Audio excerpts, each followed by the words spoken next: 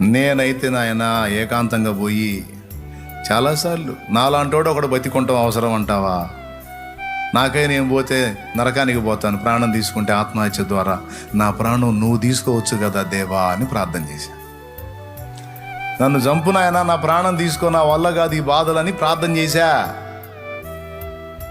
ఈరోజు ఏడుస్తూ మొత్తుకుంటూ గందరగోళం అయ్యేవాళ్ళు చాలామంది ఉన్నారు. బాధలు తట్టుకోలేక, అవమానాలు తట్టుకోలేక, ఇబ్బందులు పడలేక ప్రాణం పోతేనన్నా బాగుండు దేవుడా అని ఎదురు చూసేవాళ్ళు ఉన్నారు. డోంట్ వరీ తమ్ముడు, నువ్వు దేవుడిని నమ్ముకున్నావు, నిజమైన దేవుడిని నమ్ముకున్నావు సోదరి. భయపడవద్దు, కృంగిపోవద్దు. ఏ అవమానం వస్తుంది, వాళ్ళు అంటున్నారు వీళ్ళు అంటున్నారు నాకు చాలా అవమానంగా ఉంది అని నువ్వు అన్నావు అనుకో, నీలో ఇంకా ఏముంది? అహం ఉంది. ఆ అహం అవమానాన్ని తట్టుకోలేకపోతుంది. అహం విరిగిపోయిందనుకో, అవమానం కూడా నీకు నొప్పి అనిపించదు. అర్థమైందో లేదో మరి.